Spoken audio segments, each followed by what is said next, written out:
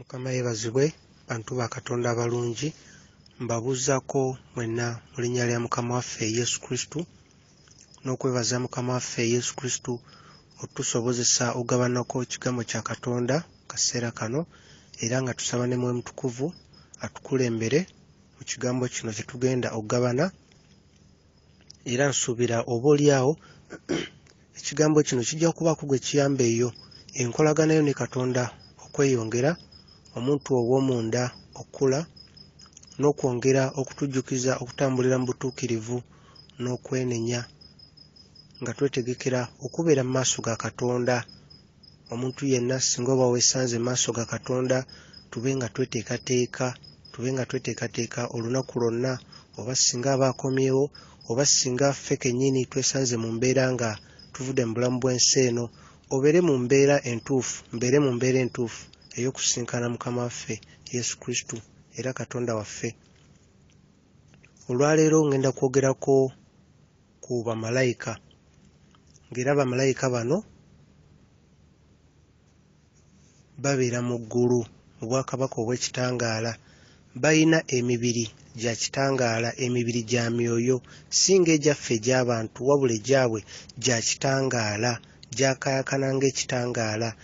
Kwegamba emibiri gyabwe gya kitangaala. Ekitangaala kiri eky'omu ggulu, ng'era ekitangaala ekyo mu ggulu yonna kiviira ddala ku Katonda Kitaffe. Mu ggulu teri musana, wabula ekitangaala ekiriyo kiviira ddala ku mutima gwa Katonda Kitaffe ku ntebe ye w'atuula, mu mutima gwe ye kennyini ekitangaala we kitandikira ne kibuna eggulu wonna. Era ekitangaala ekyo bwe bulamu era kwe kwagala, era ge maanyi. Ensonga lwaki okwagala kye kimu ku byokulwanyisa byaffe ebisinga obukulu, kuba ge maanyi ate bwe bulamu, ate era kyekyokulwanyisa eky'omulabe, kyekyokulwanyisa ekiwangula omulabe, kye tukozesa okuwangula omulabe. Ng'era mu nsi ey'omwoyo bw'oba onaayita bamalayika mu linnya lya Yesu Kristo bajje bakulwanira olutalo, olina okukisaba, oyogera n'akamwako n'okisaba Katonda. Bw'osaba Katonda, essaala yo mu nsi ey'omwoyo ekolawo ekkubo malayika oyo mwayita n'ajja.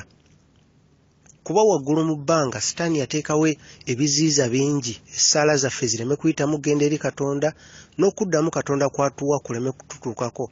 Ne buli lw'osaba essaala yo etondawo waggulu wo, etondawo ekkubo oba oluggi, malayika n'asobola okuyitawo. Essaala yo yeyina amaanyi ago okukolawo oluggi. Malayika oba ogiwadde obuyinza ejje gy'oli ekuleetera ekyo Katonda ky'aba akuwadde. Era nga bamalayika bano nabyo bitonde era birungi nnyo, bya kiwago. Bamalayika bali mu sayizi ez'enjawulo, okugeza mu Kubikkulirwa chapter 10 tulaba tulaba Yokaana okubikkulirwa chapter 10, tulaba Yokaana okubikkulirwa kwe baamuwa. Ekisookedde ddala malayika eyamuleetera okubikkulirwa Gabulyeri eyaleetera Yokaana okubikkulirwa okwo. Naye mu kubikkulirwa chapter 10 Yokaana ayogera ku malayika emu ennene, nga ye bwe yagitunuulira yalaba nga omutwe gwayo gukwatira ddala ku bire waggulu, ng'era ekigere ekimu yali ekitadde ku nsi, ekigere endala ng'ekitadde ku nnyanja. Kyengezako okulaga nti malayika ziri mu sayizi ez'enjawulo, era malayika zirina nazo emitendera oba amadaala ge ziriko okusinziira ku buvunaanyizibwa. Okugeza waliwo malayika ennwanyi ezirwana entalo, ng'era ezo Mukama yazitondera ekintu kimu kulwana, nga ne weekulabikira Mukama n'abikula amaaso n'ogiraba, feesi yaayo si ye feesi kwegamba gy'osuubira malayika bw'efaanana, si nnungi n'akamu mu feesi, endabika yo kugayo, ate enkambwe yakolebwa nga yo yakulwana. Kati ezo malayika ze ezikulira ejje eddwanyi mu ggulu. Mu ggulu teri lutalo, wabula olutalo zirwana lutalo lwaffe mu nsi ey'omwoyo. W'osaba Mukama n'asindika ne zijja ne zitulwanirako olutalo, era ng'ezo malayika ennwanyi zikulemberwa Archangel Michael, oyo yalinga omuduumizi w'amagye ag'omu ggulu. Malayika ennwanyi zonna, so nga malayika ezireeta obubaka ze ate ezikulemberwa Gabriel. Yo malayika zo ezireeta obubaka zirabika bulungi mu face, ziringanga bolaba abantu era nnungi nnyo kuba Mukama yaziteekawo okuleeta mawulire. Zireeta nnyo amawulire ddala, amawulire amalungi era ag'essanyu. Malayika ezimu zirina ebiwawaatiro, endala tezirina. Malayika emu esobola okuvaamu malayika nga 10 oba nnyingi ddala. Osobola okulaba malayika emu naye awo wennyini oluvannyuma n'olaba malayika endala nnyingi ne zivaamu. Era malayika emu weeyogera eddoboozi lyayo oba ng'eyimba owulira nga bamalayika ebibinja n'ebibinja ebiyimba, naye ng'ate esobola okuba nga eri emu. Ate malayika waliwo ebibinja ebimu nga zifaanagana, nga kibinja n'ekibinja naye nga zonna buli gy'olaba efaanana ginnaayo mu ndabika n'eddoboozi buli kimu. Era malayika zino oluusi zirabika ne ku nsi. Mukama atugamba mu kitabo kya Hebrews chapter 13 verse 2 nti abo abayisa obulungi era bakola ebikolwa eby'okwagala, ebiseera ebimu abasindikira bamalayika era balaga okwagala eri bamalayika. Kitegeeza bamalayika bajja wano ku nsi, bamalayika bajjira ddala wano ku nsi mu kifaananyi eky'omuntu. Mukama abatuma ne bajja okusinziira mu mbeera gy'olimu. Malayika najja n'akuyamba.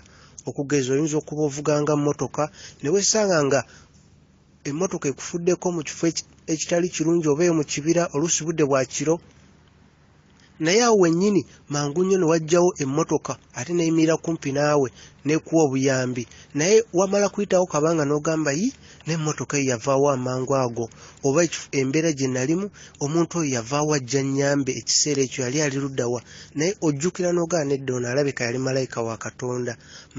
Katonda asindika bamalayika be bangi nnyo ku kkubo, bangi ddala okutuyamba, naye tukizuula luvannyuma. Bw'oba weetegereza osobola okkizuula mpola mpola. Ne Sitaani yali malayika era naye yali mu ggulu nga mulungi nnyo, nga engeri gye yatondebwa yali mulungi nnyo, nga yenna ayakaayakana. Era obwo obulungi obwa Sitaani ng'akyali malayika mu ggulu bwe bwamuleetera amalala, kye tusomako mu kitabo kya Isaiah chapter 14 verse 12 ne 15, era ne tuddamu ne tukyala mu kitabo kya Ezekiel chapter 28 verse 12, 19 verse 12 okutuuka ku 19, nga Mukama ayogera ne Sitaani oyo ng'akyali mu ggulu kuba naye yali malayika. Era tulaba mu kitabo ky'okubikkulira chapter 2 tulaba nti Sitaani ono we yali afunye amalala n'ayagala abeerenga Katonda, era n'abeera ng'akema malayika endala zimwegatteko.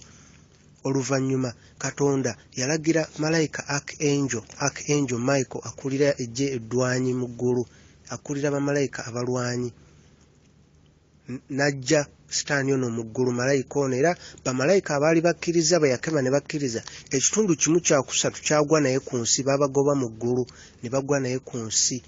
Kati yoyo ye Sitaani, kyova olaba mugezi kuba yali mu ggulu, amagezi ge gasukkuluma agaffe ag'abantu.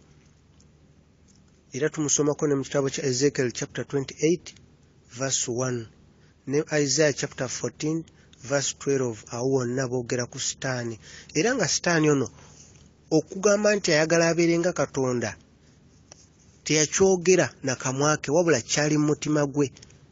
Olw'okuba Katonda asoma ebirowoozo byaffe, yakiraba nga kiri mu mutima gwe. Kyekyo ekyogerwako mu kitabo kya Isaiah chapter 14 verse 12 ne mu kitabo kya Ezekiel chapter 28 verse 1, olaba nti kino kyali mu mutima gwa Sitaani nga kyali malayika. Era ekitulaga wano nti Mukama asoma ebirowoozo byaffe, ekintu n'oba tonakyogera ye Mukama akebera mitima. Era bw'atyo Katonda we yalwanyisa Sitaani n'amuggya mu ggulu ng'alagidde Archangel Michael amulwanyise, n'amuggya mu ggulu. Ate ne bwe yajja eno ku nsi, Mukama waffe Yesu Kristo n'ajja n'amulwanyisa ku nsi, n'abetenta omutwe gwa Sitaani era n'amuwangula. Awo Mukama waffe we yali amaze okufa, ng'amaze okufa ku musaalaba, ezo ennaku nga tannazuukira, yali agenze kusisinkana Sitaani mulwanyisa. Era bwe yagenda omulwanyisa n'amuggyako ebisumuluzo by'okufa, era n'amusibako n'ekyuma ku magulu ne ku mikono, ng'ekyo ekyuma kye yamusibako olunaku olusembayo ate malayika Archangel kwagenda okusiba olujegere bamuteeke mu nnyanja ey'omuliro n'amuggyako n'ekyambalo ekyakayakana. Era Mukama waffe Yesu Kristo bwe yali azuukidde ebyo ogisobola bisoma mu kitabo kya Colossians oba Abakolosaayi. Kati Mukama waffe bwe yali amaze okuzuukira y'ensonga lwaki yagamba ayina ebisumuluzo by'okufa n'obulamu era aweereddwa obuyinza bwonna. Kuba kati obuyinza Sitaani yali akyalina obuyinza obumu naye kati obuyinza bwonna baabumuggyako wabula kati ayina amaanyi galwanyisa, ayina amaanyi amatonotono ga principalities galwanyisa naye talina buyinza. Ate bamalayika abajja ku nsi ne Sitaani nga bamugondedde ne bava mu ggulu ne bajeemera Mukama Katonda si ze dimoni. Bamalayika balina emibiri egy'ekitangaala. Dimoni tezina mibiri. Dimoni egyo emyoyo emibi egibeera gidduka ku nsi egikunta giddeno tegina mibiri wabula ginoonya omuntu, ginoonya emibiri ne gigiyingiramu ne kitandika okukolera omwo. Dimoni zo teziba na mibiri. Era tukirabako mu Ephesians chapter 6 verse 12 Mukama ng'atubuulira ku dimoni zino ng'atubuulira ebibinja byabyo. Ephesians chapter 6 verse 12 etulaga nti dimoni zino mulimu ezo ezikulembera ebirala abalala, mulimu ezo ezitwala obuyinza mu bwakabaka bwa Sitaani, ezo ezirina amaanyi n'emyoyo emirwanyi. Era mu Ephesians chapter 6 verse 14 Mukama atubuulira engeri gye tuyinza ozirwanyisa. Ephesians chapter 6 verse 14 Mukama atugamba twambale omusipi ogw'amazima, twambale obutuukirivu mu kifuba, tweteeketeeke n'enjiri ey'eddembe era tweteeketeeke n'engabo ey'okukkiriza tusobole okwawula obusaale bw'omulabe. Era ku mitwe gyaffe twambazibwe obulokozi ne mu kamwa kaffe tubeere n'ekigambo eba ekyokulwanyisa kyekigambo kya Katonda. Bamalayika beetoowaze nnyo era beesugwa eri Katonda. Bamalayika beesugwa eri Katonda era bamalayika waabeera naawe nabo kwegamba waalaba ekimusesa naye aseka. Era bamalayika baagala nnyo omuntu abeera ng'atambulira mu butuukirivu. Obutuukirivu bulina akawoowo ke bukola mu nsi ey'omwoyo. Akawoowo ako ne kambukira ddala paka mu nnyumba ya Katonda Kitaffe ku ntebe ye. Malayika zimanyi akawoowo ako kati zijja. Kati buli obeera otambulira mu butuukirivu ekyo ekibeerawo mu nsi ey'omwoyo.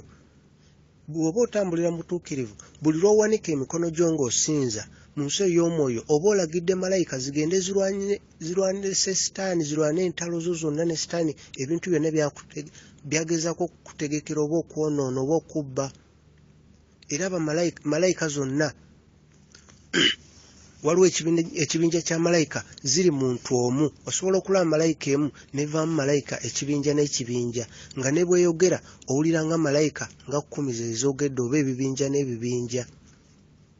Kuba tujjukire naffe omubiri gwa Kristo guli gumu. Ffenna ekiseera kigenda kutuuka ekyo ekyogerwako mu kitabo kya Ephesians chapter 4 verse 4 kutuuka ku 5 kituukirire.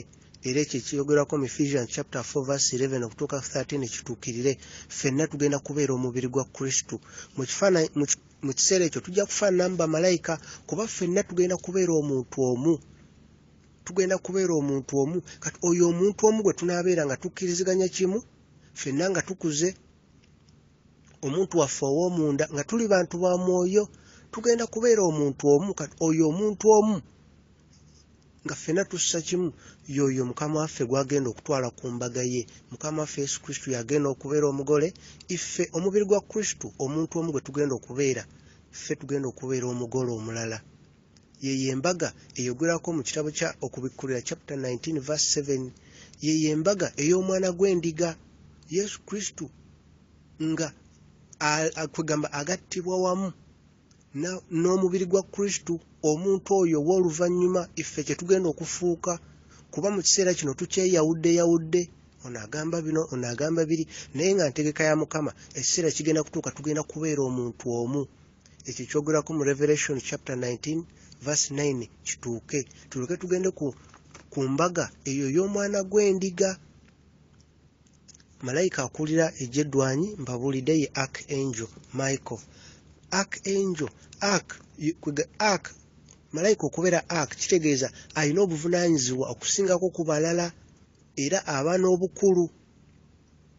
Era Archangel Michael bamwogerako nnyo ne mu kitabo kya Jude chapter 9 verse 9 bamwogerako endabika ye wa kiwago nnyo, malayika wa kiwago nnyo, wa maanyi, era n'engeri gy'ayogera si engeri gy'oyinza okugamba oba ayogera n'obwetowaze oba ekintu wekityo, kuba ye mulwanyi ayogera nga bw'olaba abasirikale ayogera na order, era alinda ekigambo kya Mukama waffe Yesu Kristo kimu nti kati genda olwane, n'agendera mangu n'alwana, wamala okulwana n'akomawo n'amugamba Mukama wange olutalo luwedde, alinda lutalo lulala.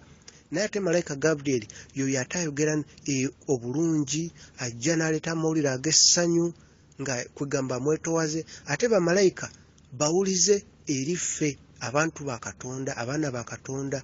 Osobola okulagira bamalayika mu linnya lya Yesu Kristo ne bagenda bakulwanira olutalo. Era Archangel Michael yoyo yayogerako mu kitabo kya 1 Thessalonians chapter 4 verse 16, yagenda okufuuwa omuleere ku lunaku olusembayo. Era y'omu Archangel Michael yagenda okujja era ku lunaku olusembayo, agerako mu kitabo kya Daniel chapter 12 verse 1 okutuuka ku 3, yagenda okujja okununula abo abawandiikibwa mu kitabo eky'obulamu, era y'omu ye Archangel Michael. Era mu nsi ey'omwoyo ba intercessor baba basaba, oba omuntu yenna owa Katonda ng'asaba ng'agoba emizimu mu nsi ey'omwoyo, ba church nga basaba, bamalayika bajja okuva mu gurupu ya Michael ne bajja ne balwana olutalo. Era bw'oba osaba essaala gy'osaba mu nsi ey'omwoyo, essaala gy'osaba eyambuka waggulu, naye kwegamba essaala gy'osaba ebigambo byogera birina obulamu, kigambo kya Katonda kirina obulamu, kiva mu kamwako ne kyambuka waggulu. Era ne Sitaani abaakiraba mu nsi ey'omwoyo kyambuka waggulu ne kyekolamu ekiso ne kifuuka ekiso. Bwe kifuuka ekiso, malayika ajja n'akwata ekiso ekyo n'agenda akulwanira olutalo. Era omuntu asaba emirundi emingi muneetenkanankana n'ono asaba emirundi emitono. Archangel Michael bamwogerako ne mu kitabo kya Revelation chapter 12 verse 7. Archangel Michael ne bamalayika baakulira bwe balwanyisa Sitaani. Kati ekyo tulina okukimanya, buli lw'osaba malayika ajja n'akwata ekiso ekikoleddwamu ekyo ekigambo kya Katonda mu ebyo ebigambo byeyogera ng'osaba, n'agenda kulwanira olutalo. Ate oluusi bwe tusaba olw'okuba omulabe Sitaani alwanyisa essaala zaffe obutagenda wa Katonda, essaala Mukama agiwulira n'awa malayika aleete ekyokuddamu. Kati Sitaani era abeera amulwanyisa ensonga lwaki oba osabye n'olaba nga kiruddewo, toggwamu maanyi ate toggwamu kukkiriza, ate tobeera na kubuusabuusa. Kuba tulaba mu kitabo kya Daniel chapter 10 verse 12 okutuuka ku 13, Daniel yasaba Katonda, n'asaba ng'alaba Katonda tamuddamu, n'asaba ennaku 21 ng'akyasaba ate ng'akyagenda mu maaso n'okusaba. Ne ku lunaku olwa 21 Daniel yali tamanyi agenda kusaba nnaku mmeka, wabula ye yali asazeewo asabe paka Katonda w'anaamuddamu. Nga wayise ennaku 21 malayika Gabriel n'ajja. Bino ebyogerako mu Daniel chapter 10 verse 12 okutuuka ku 13. Nga ziweze ennaku 21 malayika Gabriel yajja n'amugamba essaala gye wasaba yakuddibwamu, Mukama Katonda yakuddamu okuva olunaku lwennyini lwe watandika okusaba, naye ekyokuddamu Mukama kye yampa nali nkireeta omulabe Sitaani n'annwanyisa. Era bwe yannwanyisa n'empita Archangel Michael n'ajja n'annyambako omulwanyisa. Bino malayika Gabriel yali abibuulira Daniel. Kati ekyo nga kyakuyiga gye tuli, bw'oba osabye ekintu nga tekinnajja, totandika kusala musango. Katonda tomulaba ate mu ngeri enkyamu, kuba waliwo olutalo olw'omwoyo oluusi lw'otannaba kulowoozaako nti lugenda mu maaso. Gwe yongera kusaba, essaala yo ekola ekintu kinene nnyo ekyo ky'osabidde okujja gy'oli. Kuba ye Mukama wa kisa aba amaze otuddamu. Ne tulina okumanya ensi ey'omwoyo ne bamalayika nabo engeri gye balwanamu olutalo. Kuba tusaba Mukama Katonda tayimuka ku ntebe ye waatudde n'ajja, wabula atuma bamalayika bajje batuleetere ekyo kye tusabye. atuma bamalayika bajje batuleetere kye tusabye.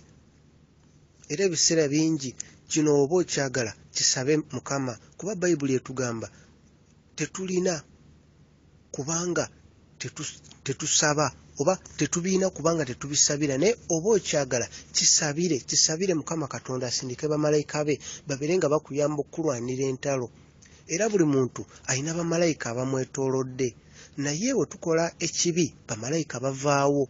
Si kubanga nti balaba ekibi ky'okola, wabula ekibi bwe kibeera mu ndowooza zaffe n'okiteeka mu mutima, mu nsi ey'omwoyo omutima gwo gutandika okuvaamu akawoowo akalala. Kati akawoowo ako malayika ziwuliraako ne zitegeera kati kino si kya bwa Katonda, zo ne zivaawo. Mu butonde bwazo bw'atyo Katonda bwe yazitonda, ate otambulira mu butuukirivu era waliwo akawoowo akajja era ne zijja mu butonde bwazo bwe zityo wezitegeera ekibi era n'ekirungi. Gy'okoma okutambulira mu butuukirivu ekikula kya Yesu Kristo kitandika okujja munda mu ggwe. Kati wezikutunuulira ziraba ekikula kya Yesu Kristo munda mu ggwe. Ensonga lwaki wooziragira mu linnya lya Yesu Kristo zigenderawo ne zirwana olutalo, kuba ziraba Yesu Kristo ali munda mu ggwe. Kati oyo Yesu Kristo ali munda mu ggwe y'aba aziwadde ekiragiro, era tezitunuulira mbu oba gwani oba wenkana otya, wabula oba olina obuyinza bwonna Yesu Kristo nga bwe yatuwa, kubanga ziraba oyo Yesu Kristo ali munda mu ffe. Malayika Gabriel yo yaleeta amawulire amalungi. Tumulaba mu kitabo kya Daniel chapter 8 verse 16 ne 19. Tumulaba ne mu kitabo kya Luka chapter 1 verse 19 ne 20 ng'ayogera ne Zakariya. Era tumulaba ne mu Luke chapter 26, tumulaba ne mu Luke chapter 1 verse 26 ne 28 ng'era Malayika Gabriel ng'aleesa amawulire eri Mary ng'ambuulira ku mwana gw'agenda okuzaala.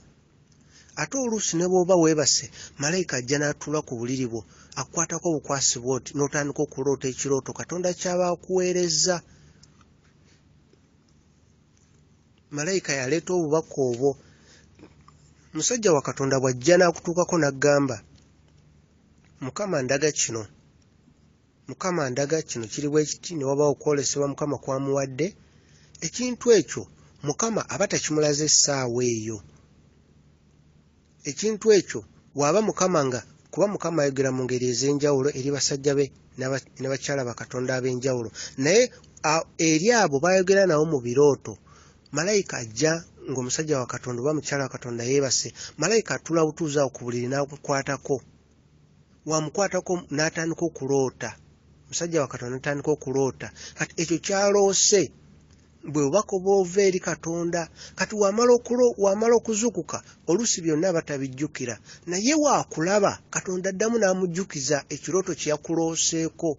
Kati era waakulaba bw'ati asobola okugamba kino kiri bwe kiti ne bwe kiti, si gwe gundi si kino.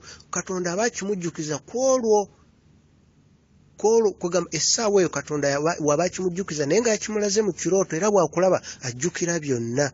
Kati Katonda oluusi agaba n'obubaka mu ngeri bw'etyo. Tujjukire ne mu kitabo kya Exodus chapter 23 verse 20. Mukama Katonda yatuma malayika eri Musa n'amugamba, Musa awulirize malayika eyo era amugondere, kuba malayika azze obbawa obukuumi n'obbakulembera mu kkubo lyabwe nga batambula. Ekyo kiri mu Exodus chapter 20. Exodus chapter 23 verse 20. Ate n'ekirala kye tulina okumanya kuba malayika tetubavunnamira kuba tetubasinza, wabula tukolagana nabo mu linnya lya Yesu Kristo.